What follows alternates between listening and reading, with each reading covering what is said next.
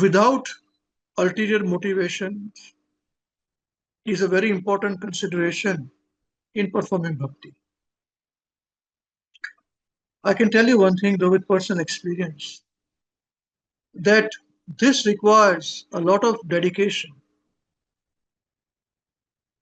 and it requires a lot of intelligence. That is why Srila Prabhupada says, and we also discussed this point, that Krishna re bhaje ye bara chatur. We may break the record, by repeating this. But I can tell you one thing, when it comes to implementing this, when we are on the spot, that is our test. Not when we are sitting in cushy number in our nice sofa set, in our homes. And we should be standing out at that stage, even amongst non-devotees, those who are not devotees of Krishna. And among devotees, especially we must stand out, because then people will know you are from, you're trained by Hare Krishna WECAN, Ambarisa Prabhu's program, Maharashtra Goswami Maharaj. It can be seen. That is why it is very important that our study of scriptures should culminate into our chanting.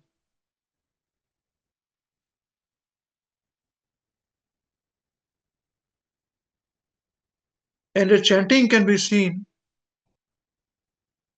on our faces, as Guru Maharaj would always say. How good you look, what you look, whether change there or not, we can see it on your face.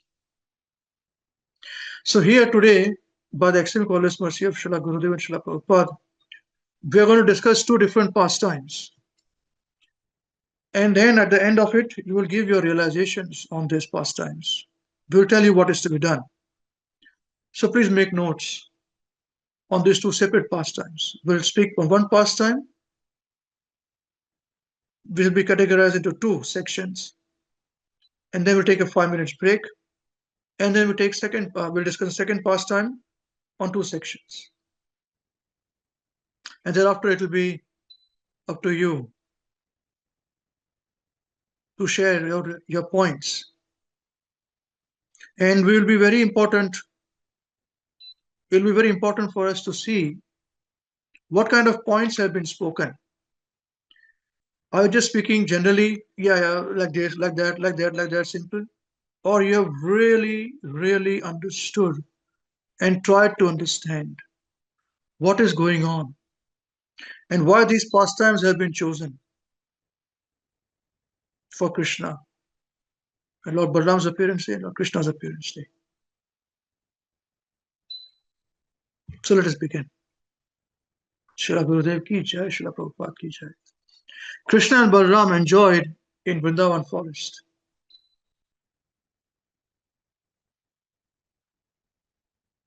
So Krishna and Balaram, when they were small children, everybody will speak. Those who have closed their cameras will speak first. So be very careful. If you want to listen to the class, you're more than happy to listen, but you have to speak. And speak on the points only. So when Krishna and Balaram were very small, we are coming to the pastimes where they were just after 5 years old. This is a very, very, very informative pastime. So be with me and bear with me as I refer to my notes.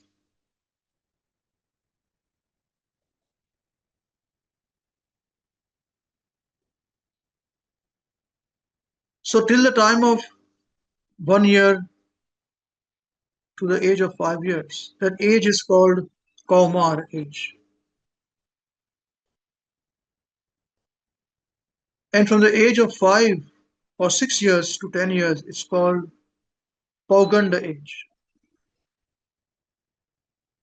So when they reach the Pauganda age, At that time, the Nanda Maharaj, along with all the cowherds men, they had a meeting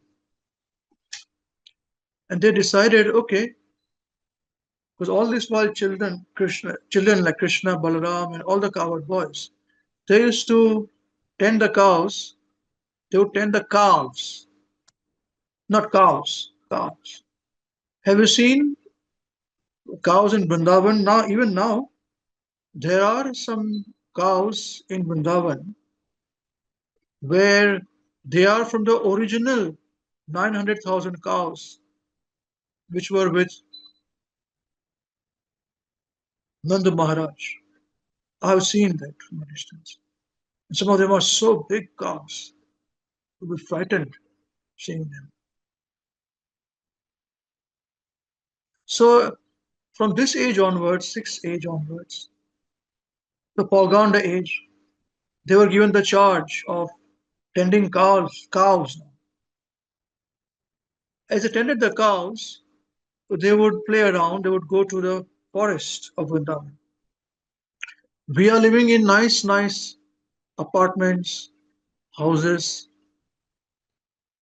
in cities. If we are fortunate, we may live in some village. But here Krishna is living in the forest.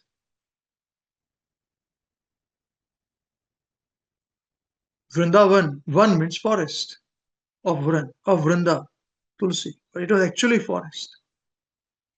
How many of us would like to live in a forest? Where do you live? In the forest. Can I send you a parcel from Amazon? It will not reach me. It's in the forest. How do you know which ploy? Oh, the monkeys would know. Krishna would live in the forest. He would walk barefoot in the forest. How many of us would like to walk barefoot in the forest?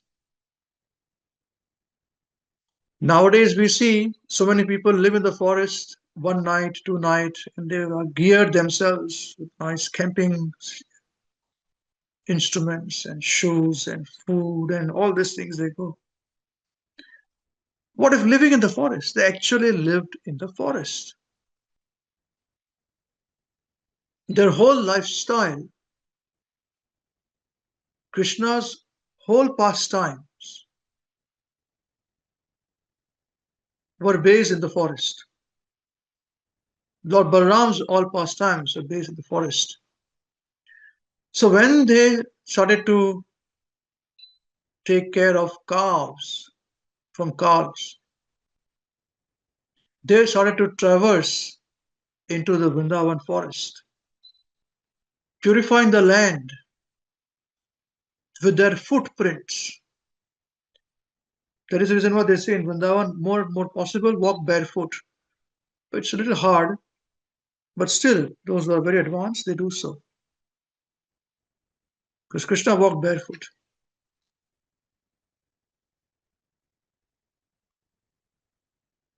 There are many points, as I said. You must make notes on this and speak on those points, what is important to you, on those separate classes. And when Krishna started to take care of the cows, what they would do is this: they would live in a village in the forest, then they would go into the forest. Sometimes this side, sometimes that side, far away. Spend the whole day there. They would eat from the food parcels which their mothers would make, the potli, lunch boxes, and they would eat. They would rest also in daytime. The cows would go, and the time would come for to bring the cows back. They would call the cows would come back, and would bring them back. So how they would go is this: that Krishna would make sure that the cows are in the front, followed by Krishna, Balaram, and all the cowherd boys. And when they would go, Krishna would play his flute, and playing the flute, they would leave the village of Vrindavan into the forest. That's how all the cowherd men and women, the elders, they would know now Krishna is gone with all the cowherd boys and Balaram into the forest. They'll come back in the evening. And don't think it was normal. They would come to the chores. They would do their chores. No, no. They'll be very anxious for Krishna to return back. So when the evening time would come for them to come back, they would be very, very anxiously waiting to see. They went from this side, they'll come from the same side. So they'll wait for him to come back in the evening. So as they would play his flute and go, all the thousands of cows, millions of cows would walk. We discussed that point also. How can there be millions of cows? Somebody over there. So the hooves, cow hooves, would generate dust. The dust would go into the hairs of beautiful hairs of Krishna, curly lock hairs of Krishna. And when they would go, the dust would, they could see that in the far distance the dust is over now. Then they say, now he has gone far away. And their anxiety would increase even more because there are lions and tigers, ferocious animals in their forests also. Don't think they were just like this. So now we will go with him. We'll try in this particular element of the pastime, which the Prabhupada are describing. We'll see. We'll discuss this. And then we'll see a little bit more flavor in it. Because Bhagavatam, the pastimes of Krishna, is like a lotus flower which has got thousands of petals. And thousands of petals, you will have to unearth each petal to go a bit more deeper, and then more deeper, and then more deeper, and then more deeper. And certainly, I do not have capacity for any of these things. I'm merely repeating what I read and try to meditate upon what it is and try to remember and purify my past, purify my existence by remembering them. And thank you all for giving me the opportunity so I can narrate this for my benefit, the benefit of my family. So Krishna would bring the cows forward, he would play his flute at the back, and he would walk. These are playing the flute, his beautiful flute, he would go at a distance, and slowly they would fade away. Now Vrindavan forest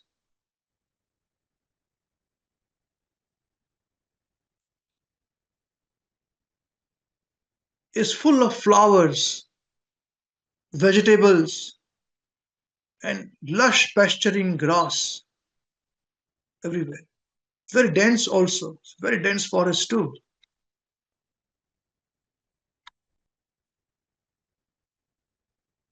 The forest itself would resemble when a pure devotee of Krishna, whose mind is very clear, without contamination, anya vilashita shunyam. We started our discussion with this verse, the very famous definition. Without this anya vilashita, shunyam, zero, gnana, with speculative knowledge, karma, any of the karma kand, anavritam. It is favorably, in this favorable situation when the bhakti is performed, remembrance of Krishna is constant. So the forest of Vrindavan resembles this clear mind of a devotee who is thus situated. See how beautiful is this? So technically speaking, yes, there is Vrindavan forest, and also within our own mind we can have Vrindavan.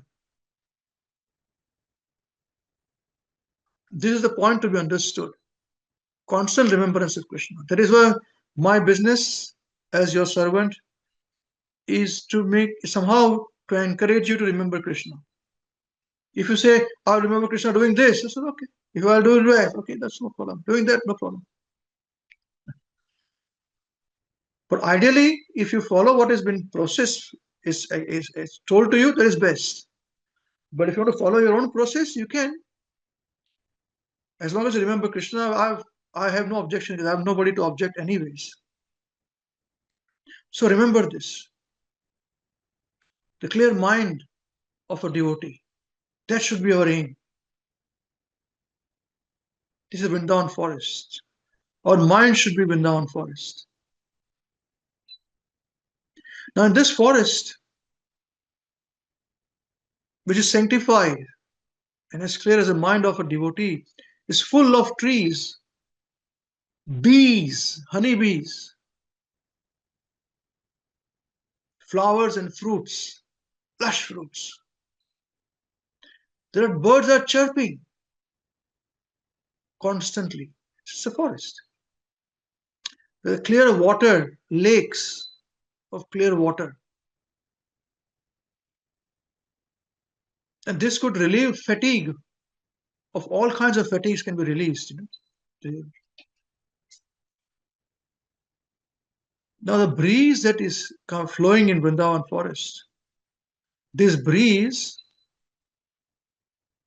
is actually very sweet flavored breeze. Now if you go to a village or a place which is a little bit more naturally situated, during spring season or summer season, you may find that the breeze is also a little bit sweet, even now. That is mainly due to pollen.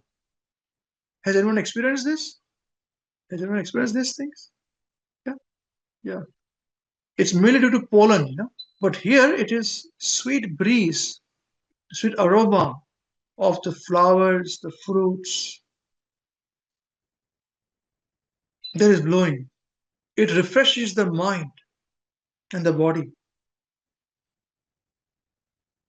So in this way, Krishna and Balaram, they entered the forest. And seeing this very favorable situation,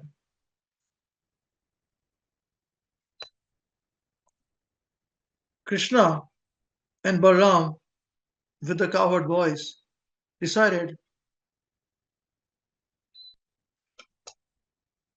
okay, let us enjoy this a little bit more.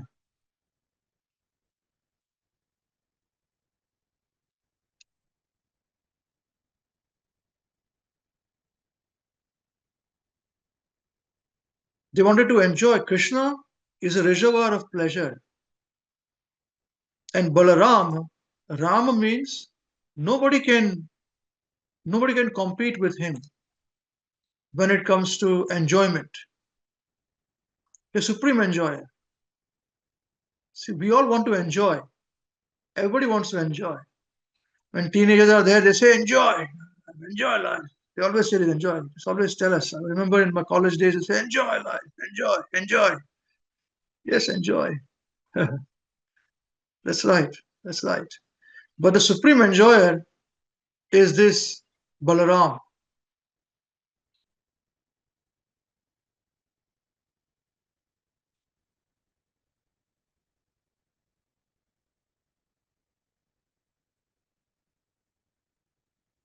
And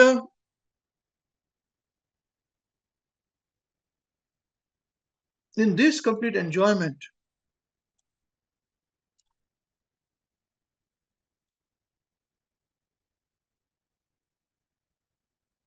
Krishna saw that the trees in the forest were overloaded with nice fruits and flowers. And so much overloading was there that actually they were bending down in humility, as if to touch Krishna and Balaram's lotus feet.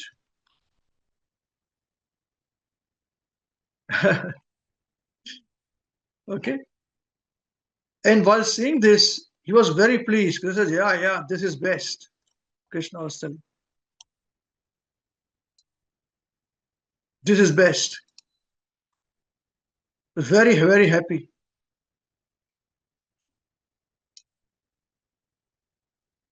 And in that happiness, he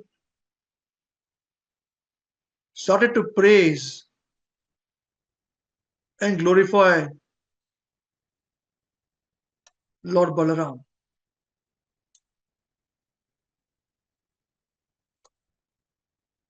how he glorified Lord Balaram will be the part of our discussion today on Lord Balaram's appearance day class. Yeah. Okay. So let us start our discussion with him.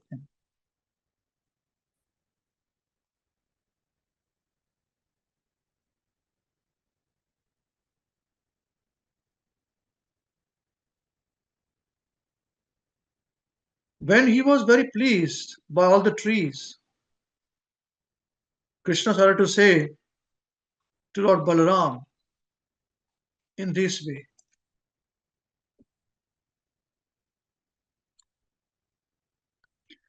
Krishna spoke that when he saw they were touching the ground, the lotus feet, he said, "My dear brother, you are superior to all of us, and your feet are worshipped even by the demigods. All the devas come and worship." Then he informs how the trees are worshipping Lord Balaram. So listen very carefully. He says that just see these trees, they're full of fruits, and they went down to worship your lotus feet. It appears that they are trying to get out of the darkness of ignorance, which they are obliged to accept when they took the form of the trees. See, trees are in the mode of ignorance. That's why when people like to go naked, men, people also like to go naked, walk naked, be naked. So be very careful. Next time, the next birth, they may come as a tree. Tree has to stand naked, cannot cover when hot sun or rains or winter or whatever it is. It's a very dangerous situation. Nowadays, being naked is very, very this thing. In modern, in vogue. It was always in vogue, but this is how trees. So Krishna is saying here, as if they are obliged to stand because of the mode of ignorance, darkness. He said, actually, there are no in Vrindavan land. No one is an ordinary living entity. Having held an impersonal point of view in their past lives, they are now put into this situation of being stationary in one place, this stationary condition of life.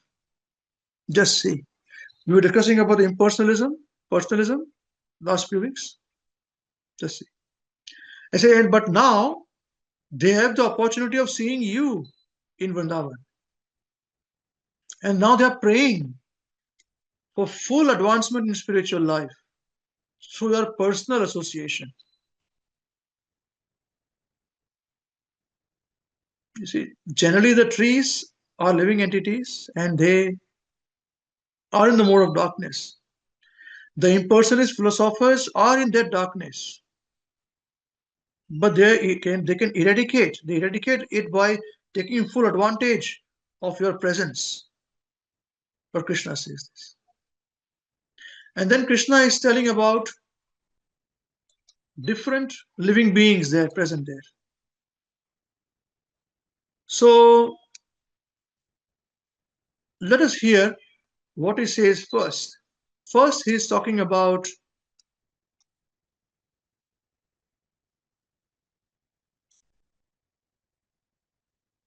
the drones, not the drones in the army. Nowadays, drones are like drones, army drones. No, no, no. They are living. Drones are name given. They're following a drone insect. Have you seen insects? Drone insects? We used to call it helicopter when we were small children in Mumbai. I don't know what they are called in different names in different parts. Drones is the right word, but they call it different names. Small. They are also they drink nectar from the flowers. Drones. So they say, just see these drones. Just as he's saying that they are buzzing all around. They're buzzing all around you. But they must have been your devotees in their past lives, including the bees. They say they must be your devotees in their past lives. So they cannot leave your company Because no one can be a better master for them, affectionate master than you. Krishna is telling Balaram, you are superior and the original personality of Godhead is clarifying this. And the drones, they're just trying to spread your glories by chanting every moment. Boom. They're chanting constantly your name every moment. He says, I think actually there must be great sages in their past lives. And the great sages actually, the devotees of your lordship. And they're disguising themselves as drones in the form of drones because they are unable to give up your company even for a moment. Because they would have heard Balramji is taking birth appearance on in Vrindavan, so they cannot live there. Now you may think, oh, what is this? Sages can taking birth as drones. No, no. If you want to study Bhagavatam, you have to be prepared for this. There are pastimes. I think I mentioned once before. Even sages could take shape of small insects because some of them could enjoy better having sex with it. You thought human beings can enjoy better. Anyway, let's continue with this. For whatever reason, they take birth, shape of the insects. No? Because of which they are coming as drones and the bees. This is the peacocks. So, my dear brother, you are the supreme personality of Godhead. Just see how the peacocks they're dancing in great ecstasy before you. Seeing you, they're dancing. And the deer, they're talking about the deer. The deer, the behavior of deer is just like gopis. Wow, how can deer be just like gopis? Because they're welcoming you with great affection. The gopis would do that constantly. So Balaram also had his own set of gopi friends. Krishna separate, Balaram separate. The cuckoos, they are residing in the forest, who are residing in this forest and are receiving you with great joy. And they are appreciating your appearance, which is so auspicious in their own home, in their home. So forest is their home. We think our home is like these four walls, but imagine the whole forest is your home. Similarly, for those great sages, the whole world is their home. This is revolutionary, is it not so? If you see Earth, we have divided Earth between India as a country, then China as a country, America as a country, Pakistan as a country, New Zealand as a country. You can't enter from here to there. We have created artificial walls around ourselves. To enter here, you require a visa, you require restrictions. But if you see Earth from the moon or above, do you see any walls there for entry, visa? You see there's a single globe. This is artificial. This is why it is artificial. That's why these cuckoos can see and welcome Krishna and Balaram into their home, which is a forest. He says, all these birds, beasts, animals, trees are welcoming you, glorifying you in Vrindavan forest. They're prepared to welcome you to their best capacity. Everybody has their capacity, you see? Somebody can speak better, somebody cannot speak better, somebody can think better, others cannot think better. According to their capacity, they are glorifying you. As is the practice of great souls who are receiving you with great honor. When they receive somebody in their home, when you receive somebody great personality devotee in your home, you give them the best. Similarly, all this according to their capacities, they are receiving you, welcoming you in their home, which is the forest, Vrindavan forest. How beautiful is this? Just see this. We're talking about truly breaking down the barriers of artificial barriers which we have created for ourselves. And the Vrindavan land itself is so pious and fortunate that your footprint is been marked on this land in their body, which is his body, which is its body. You know, the land is the Vrindavan is the land, and their footprints are marked on them. It is quite natural for these Vrindavan inhabitants to thus receive the great personality like you. The herbs, creepers, plants, small herbs, creepers, and plants. When they are touched, they are greatly fortunate by your feet, lotus feet. And even the small twigs, when they touch your hand, these small plants, they are made glorious by your touch. While walking, you touch sometimes small plants, twigs. The hills and the rivers, they are too now glorious because you are glancing upon them.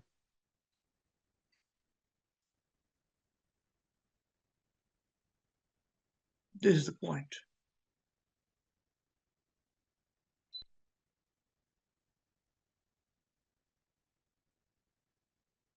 Above all the gopis,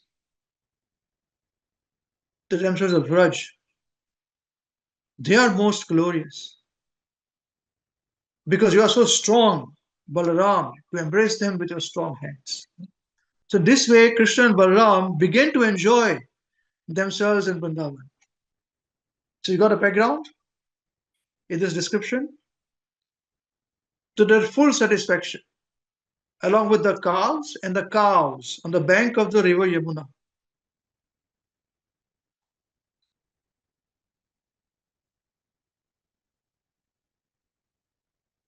In some places, both Krishna and Balaram were accompanied by their friends. Sometimes they would go alone in some place, sometimes they go with their whole friends, hundreds of them, thousands of them, and they started to enjoy with them. They sometimes sing for them, Krishna and Balaram.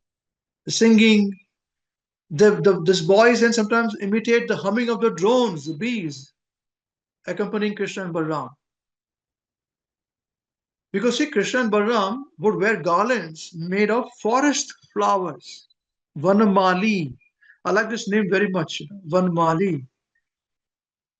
One who tends the forest. That is Krishna. Because they are wearing the garlands made up of forest flowers. These drones, the bees, bumblebees are constantly surrounding them. They were imitating them. While walking, the boys sometimes imitated the quacking of swans in the lakes, quacking, quack, quack. The peacocks dancing, they would dance like peacocks. 6 years old, imitating them before Krishna. You know. And Krishna would also move his neck, imitating the dancing and making his friends laugh, how peacocks would dance. When they walk peacock, their neck goes like this. When we walk, our neck goes like this. But that's not very graceful. When neck goes like this with a walk, it's very graceful. The peacock does. They're imitating it. Krishna imitating, everybody is laughing. The cows taken care of by Krishna had different names, and thousands and millions of cows. And Krishna would know them. Krishna would know their names. And when he would call them with affectionate love, after hearing Krishna calling, they would also immediately respond with a moving. Far away they would be. So we went to one forest. Last time we went to Vrindavan called Ter Kadamba. If you may remember, we sang there. But that's what Ter means in Braj language, means to call for the cows. And that's what Krishna would do. And there are now cows also kept there. Names are there. Different kinds of cows. And there are also descriptions about different sects of cows, different colors of cows.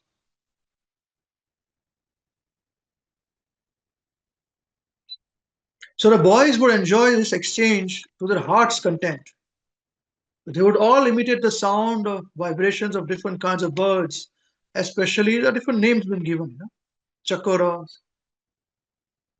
Chakora bird, cuckoo, the Bharadwajas. Sometimes, when they would see some small, weak animals fleeing out of fear of the sounds of tigers and lions, they were tigers and lions were nearby, not too far away, and still because of the forest, they were trained. The boys, 6 years old, they would still be left alone to go and take care of the cows. So, as the small forest animals would run away, fearing the cows, Krishna, Balaram, and all the cowherd boys would imitate them, running besides them, not behind them, besides them, and hiding, fearing lions and tigers. Yeah, run away with them. So when Balaram would sometimes feel very tired and he would sit down in fatigue, an afternoon. So what he would do is Balaram would put his head on the lap of one of the boys and just rest. And Krishna would immediately come and begin massaging Balaram's legs, his elder brother. And sometimes he would take a palm leaf, palm leaf, and make fan. I would fan the body of Balaram, causing pleasing breeze to Balaram as he would relieve his fatigue in the afternoon, the Vrindavan sun. Other boys would sometimes come and they would dance and sing while Balaram is taking rest, for Balaram's pleasure. And sometimes they would wrestle among themselves or they would jump. So what would Krishna do in Golok Vrindavan? This is what he does, exactly. That's what he does. That's what devotees do with Krishna when they reach Golok Vrindavan, exactly. In different bhavs. Because they do it service attitude, not for their own enjoyment, for the enjoyment of Krishna. So when the boys were thus engaged, Krishna would immediately join them with his wrestling and jumping, catching their hands. He would enjoy their company and laugh and praise their activities. And sometimes Krishna would rest also. So when Krishna would take full tired in the afternoon and fatigued and rest, he would sometimes take shelter of the root of a big tree or on the lap of a cowherd boy.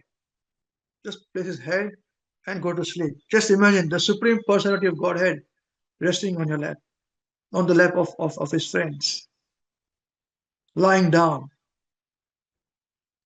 When he would lie down with a boy and a root or on a root as a pillow, or of a tree as a pillow, some of the boys would come and massage his legs, and some would fan his body with a fan made up of what? Leaves. In the forest is what you get for the Supreme Personality of Godhead.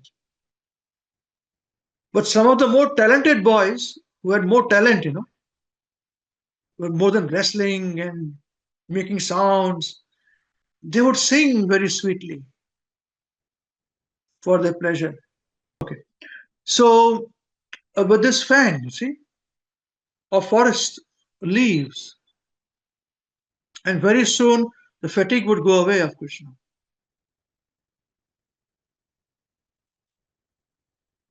So now just see the Supreme Personality of Godhead Krishna, whose legs are tended by the goddess of fortune, Lakshmi.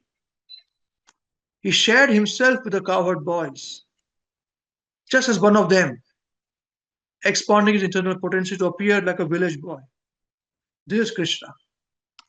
But despite his appearing just like a just like a village boy, there were occasions on which he proved himself to be the Supreme Personality of Godhead.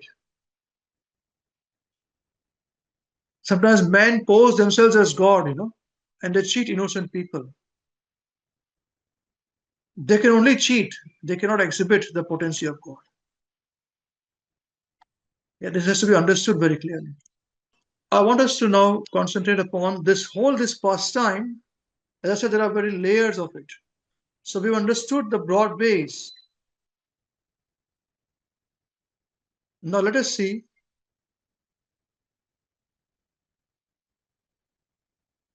Let us see how philosophically we can understand this.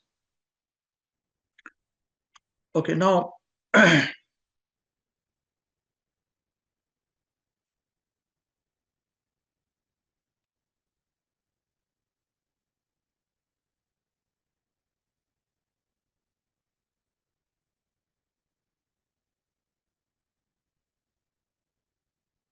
this particular pastime is following just Aghasura's pastime. After Aghasura, when Krishna was swallowed, and then the boys were stolen by Lord Brahma. We discussed that pastime, yeah.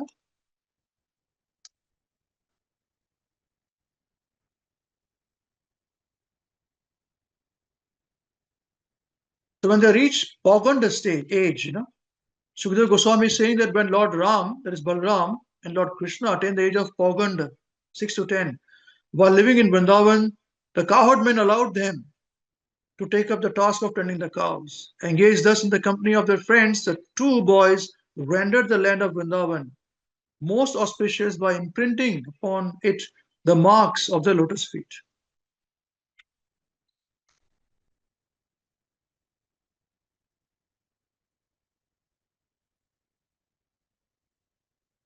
So this particular time is called Gopastami. Now Gopastami comes on the 8th lunar day of the bright fortnight of the month of Kartik. So this is when at Kartik we're talking about. This is the stage when in Kartik time, is when the authorities of Gopas as Kartik is known as Gopastami. From that day, Lord Vasudev served as a cowherd, whereas previously he was tending the cows. He tended the cows. So he really became cowherd. He was promoted on Gopastami day. Yeah. So as we discussed, he didn't wear any shoes. He walked barefoot in the forest, and that is why all the gopis were very much anxious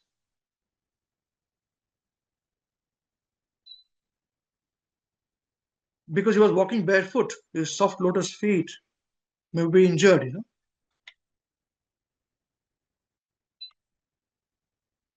So description is given here.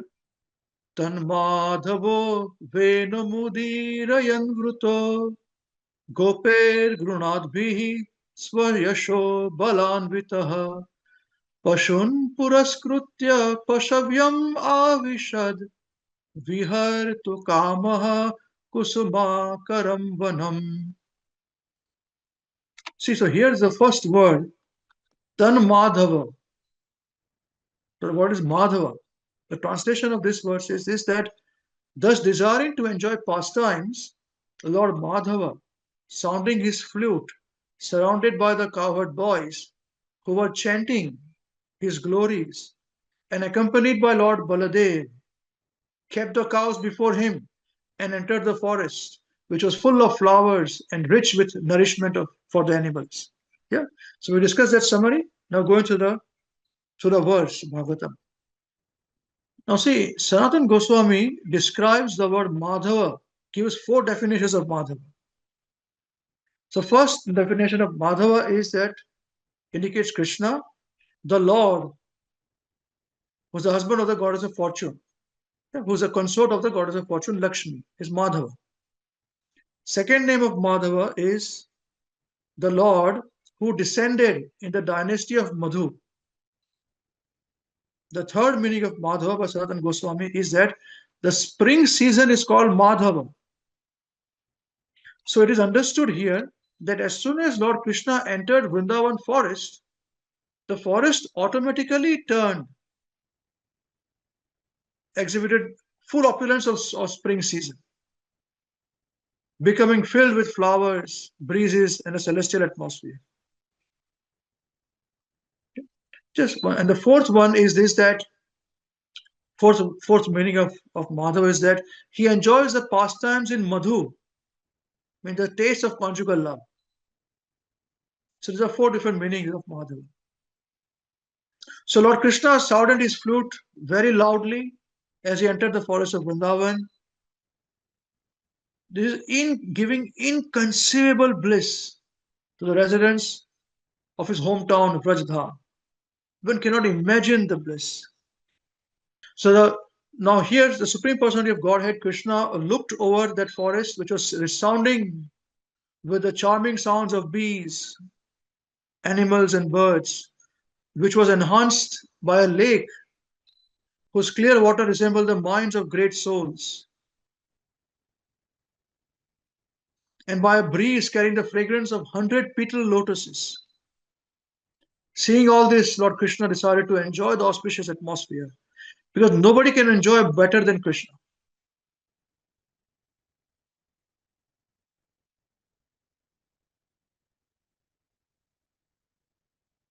Tanmanju Ghoshali Mrugadvijakulam Mahan Manah Prakyapayah Sarasvata Vatena Jushtam Shatapatra Gandhima Niriksharantum Bhagavan Manodadhe.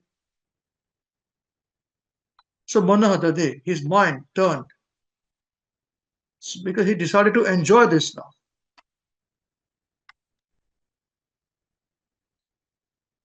So here, Srila Vishwanath Thakur explains this in a different way. He says that the Lord Krishna saw the Vrindavan forest was giving pleasure to all five senses.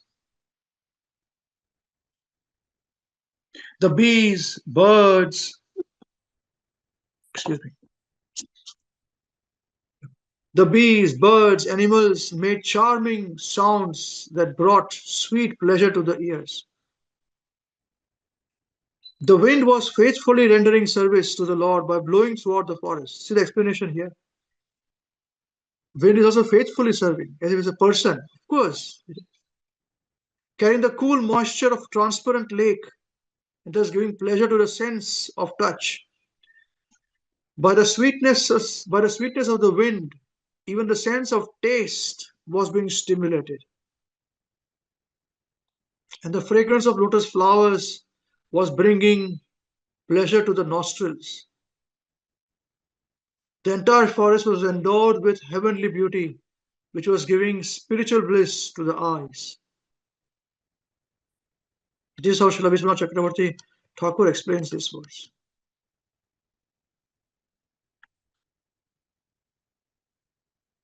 As we go further now, the description is given that the primeval trees, the primeval Lord, excuse me, Krishna, the original Lord, saw that the stately trees, strong stately trees, with their beautiful reddish buds and their heavy burden of fruits and flowers, were bending down to touch his feet with the tips of their branches.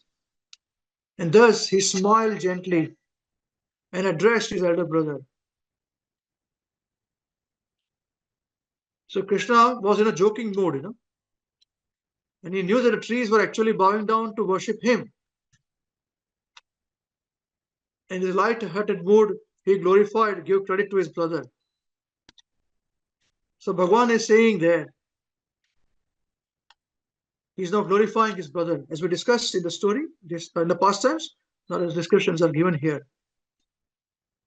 Shri Bhagavan Uvacha Aho Ami Deva Varamarachitam Padam Bhujamte Sumanaha Falarhanam Namanti Padya Namanti Upadaya Shikhabhiram Atmanas Tamopayattaitarujanmayat Krutam. So here, Supreme Personality of Godhead Krishna is saying, O greatest of lords, telling Lord Balaram, just see how these trees are bowing down their heads to your lotus feet, which are worshipable by immortal demigods. The demigods are called immortal, although they are mortal, but they live longer, you see. So they're called immortal. The trees are offering you their fruits and flowers to eradicate the dark ignorance that has caused their birth as trees.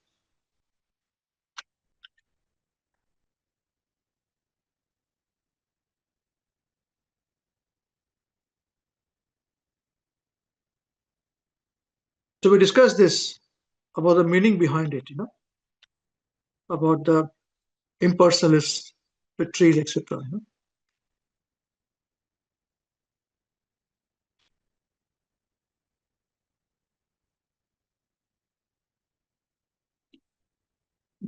So Krishna continued, the Supreme Personality continued to say, "Oh, original personality, these bees must be all the great sages and most elevated devotees of yours, for they are worshipping you by following you all along your path and chanting your glories. They are themselves, which are themselves a holy place for the entire world. Though you have disguised yourself within this forest, O sinless one, they refuse to abandon you. They worship, they worship the Lord. Because Krishna has actually, Krishna and Balaram, the Supreme Personality of Godhead, they had disguised themselves as cowherd boys. But even when their entry came, even the great demons of the whole universe knew that they have come here. Let us kill them. They've been waiting for the opportunity to kill and fight with Krishna, either as the friends of Kamsa or other demons, friends of the friends. Because they had some kind of other animosity with the Lord.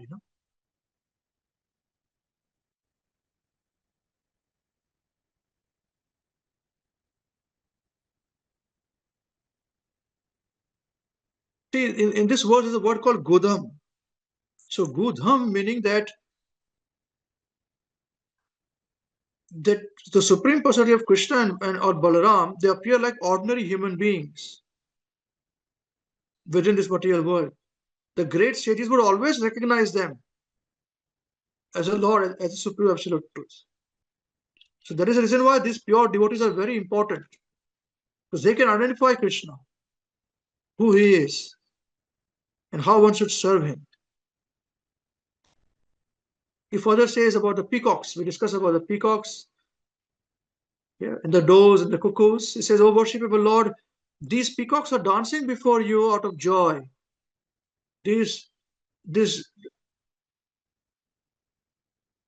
these doves pleasing you and affectionate glances, just as the gopis do. And these cuckoos are honoring you with Vedic prayers. All these residents of the forest are most fortunate, and their behavior toward you certainly befits great souls receiving another great soul at home." You see, the earth has now become most fortunate because you have touched their grass, touched her grass and bushes with your feet, and her trees and creepers with your fingernails, because you have graced her rivers, mountains, birds, animals with your merciful glances. But above all, you have embraced the young cowherd woman between your arms, a favored hankered even by the goddess of fortune.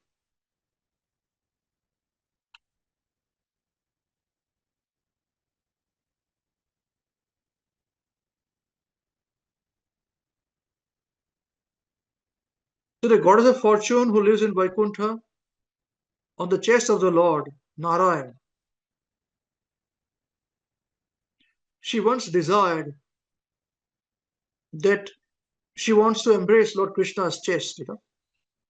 You will not see goddess of fortune in that position, Lakshmi in that position. She's always at the feet of Krishna.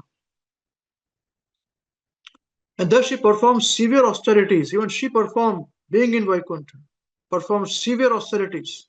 Now their severe is very severe. Not like our Ekadashi where we eat feast, Ekadashi without grains, but still.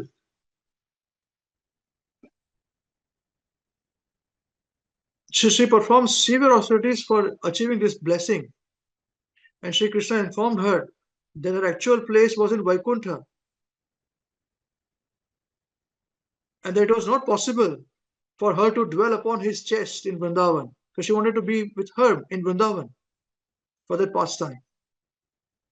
Therefore, she begged Krishna to allow her to remain on his chest in the form of a golden line, and he granted her this benediction. This is by Srila Vishwanath Chakravarti Thakur. He refers this from the Puranas. Sukadeva Goswami said, thus expressing his satisfaction with the beautiful forests of Vrindavan and its inhabitants, Lord Krishna enjoyed tending the cows and other animals with his friends on the banks of the river Yamuna below Govardhan Hill.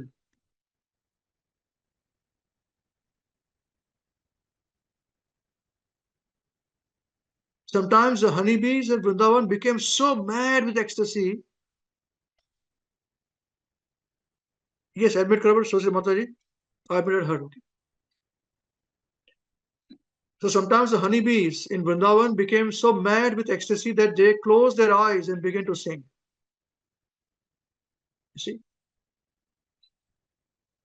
Lord Krishna, moving along the forest path with his cowherd boyfriends and Baladev, would then respond to the bees by imitating their singing while his friends sang about his pastimes.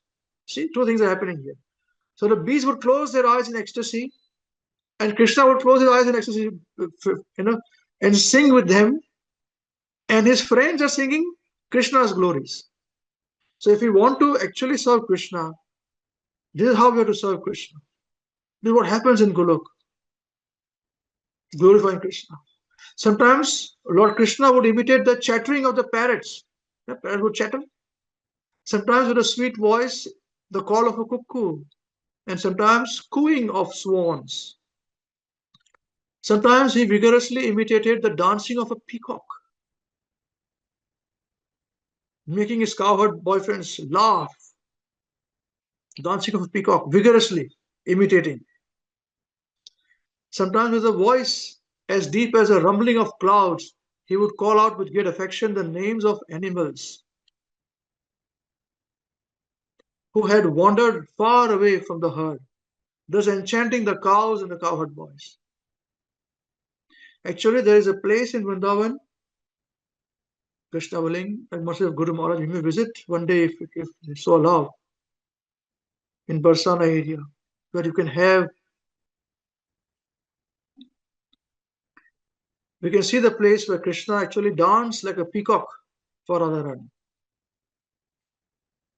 So we can go there as tourists also. Yeah, I can go there. So nice, so nice. But that's not how I like to go. And there are places from which we can see there is a lake from the mind of Radharani. So once we go there, we have to spend time there in loving relationship, performing our bhakti. Then there is real pleasure. Is it not so?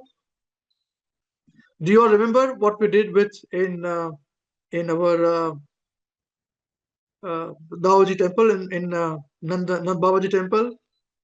We could not take the, but still we took the mercy. We still took the blessings. We didn't see the deity still. Remember? Or if you remember, do you miss it? Do you miss the taking the darshan, or you are not missing the taking the darshan? Yeah. What would you do if you take darshan? Tell me, what more would you have done?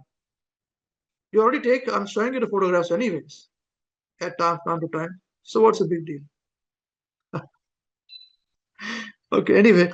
So Sanatana Goswami explains this point that the Lord Krishna would joke with his friends, saying, just look, this peacock does not know how to dance properly.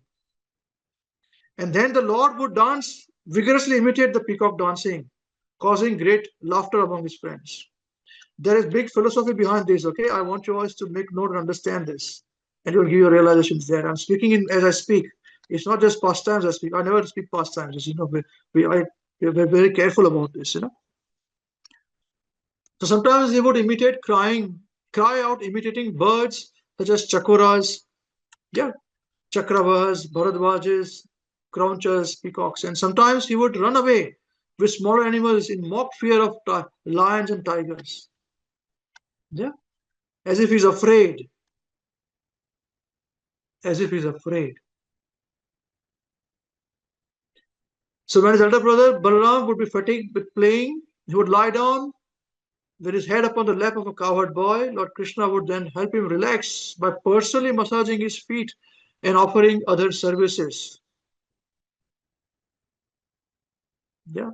As we discussed, sometimes the cowherd boys would dance, sing, and move about playfully, fight with each other, and Krishna and Balaram would stand nearby, hand on hand, would glorify their friends' activities and laugh. They would hold their hands or on their shoulders and say, "Sit, Subal Saka is doing so nicely. Yashidama is doing this so nicely. So nice qualifications they have got. Such beautiful things they have." This is how it is. Sometimes Krishna, who himself grow tired, and from all this fighting with his friends, he would lie down on the base of a tree, resting upon the bed of soft twigs and buds, and or using a lap of a friend as a pillow. And we want to have our own pillow, we can't get sleep. Just see how far away we are detached from Krishna.